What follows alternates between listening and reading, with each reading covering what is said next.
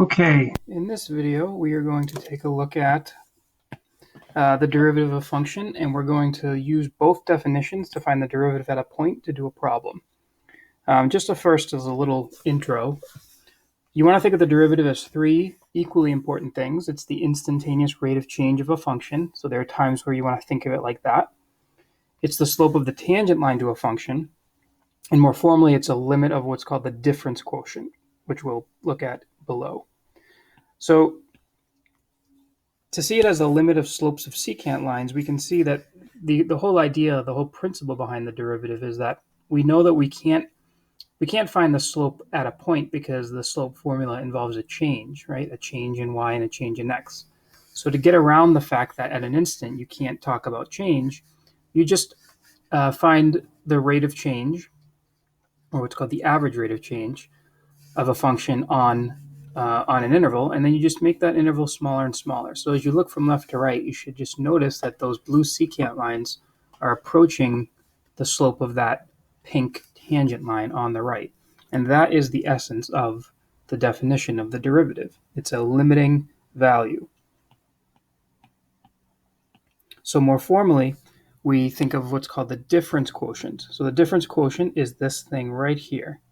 Okay, that's the difference quotient. And again, difference because of the subtractions in the numerator and denominator, and quotient because of the division.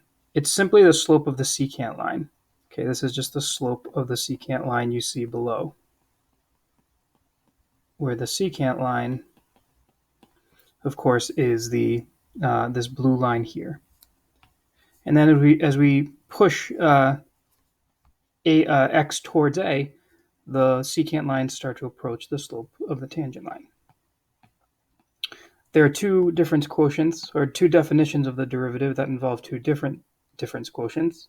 So for this one here, the thing to note is that h is the variable. Okay, h is the variable. A is some number that you're interested in. And here, x is the variable. These are both equally valid ways of thinking of the derivative. They have advantages and disadvantages. The one at the bottom at least reminds us a little more of slope because you see the change, whereas the one on the top, the denominator, doesn't look like a change even though it is. But in any case, either one of these is completely valid. So the a plus h definition would look like this, the setup. And down here, the x minus a definition looks like this. But again, the principle is the same.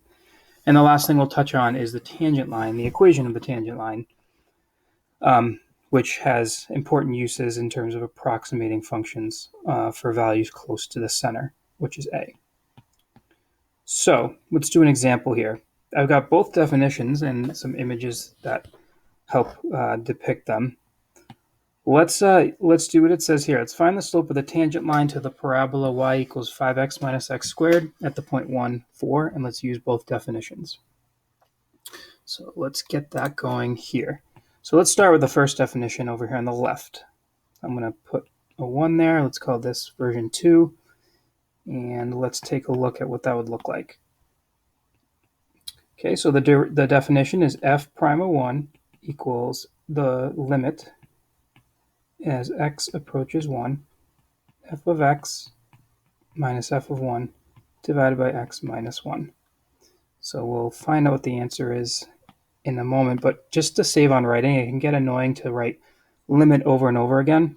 So we're going to evaluate the difference quotient here first, and then we'll see what we get. So f of x, of course, is 5x minus x squared.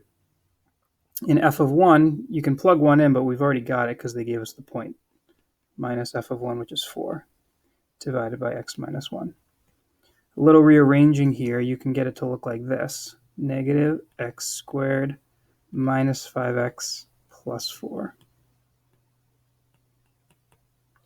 Now, the nice thing is this is guaranteed to factor, this numerator, and it's guaranteed to factor with an x minus 1. So with a little factoring, you can see that it becomes this, and the x minus 1's cancel, which is what we were going for. So this produces the answer negative x minus 4. So now we return back to the original limit here. So this is the limit as x approaches 1 of the expression negative x minus 4, and we can use substitution now. Notice we couldn't do that at the beginning because you'd be dividing by 0, and also the numerator would be 0. You'd have an indeterminate form. But in any case, this becomes negative 1 minus 4, and that's positive 3. Okay, so that was using that definition. I'm going to give myself a little more room here. Try that one more time. And I'm going to use the other definition. And in doing so, you'll just see that either is appropriate. I just guess I'm not going to be able to do that. It's kind of misbehaving. So here, the second definition, I'll just write right over here. So the other way we could evaluate this is f prime of 1 equals the limit as h goes to 0, f of 1 plus h minus f of 1 divided by h. That's the other definition we can use. That's this one up here, where our a is a 1. And again, h is the variable. So once again, let's just do the difference quotient first, the algebra. That way we're not writing the word limit over and over again. Okay, so the difference quotient, I'll just write difference quotient, we'll do the work over here. So f of 1 plus h would be 5 times 1 plus h minus 1 plus h squared. And that's f of 1 plus h. F of 1, again, is just 4 divided by h. Now this h is guaranteed to cancel as long as we do things right. So we distribute, we get 5 plus 5h minus, that binomial becomes 1 plus 2h plus h squared minus 4 all over h. And distributing the negative gives us 5 plus 5h minus 1 minus 2h minus h squared minus 4 divided by h. This is not supposed to be an enjoyable process, and later you'll learn some tricks, but doing this a couple times is worth it just to give you a sense of how it all evaluates. Notice that this cancels with this and this, so those are gone. And notice that 5h minus 2h is a 3h. So just saving on some writing, we get that this is 3h minus h squared divided by h. We can factor out an h, and those are gone. Great, so now we go back up to our original limit. So this was equal to, or this is going to be equal to the limit as h goes to 0 of 3 minus h. We plug in, and you get 3 minus 0, which is 3. And so either way, you get the same thing. So either definition is fine. Again, this is not something we're going to want to be doing often because it's just too much work. So you'll learn some tricks later. But let's do what the next thing says here. This says find the equation of the tangent line. So to find the equation of the tangent line, you need two things. You need a point and you need a slope. So the point we already know is 1, 4. And all that work we just did was the slope of the tangent line. That's another way of thinking of the derivative. So the slope is equal to f prime of 1, which we just found in two ways, is equal to 3.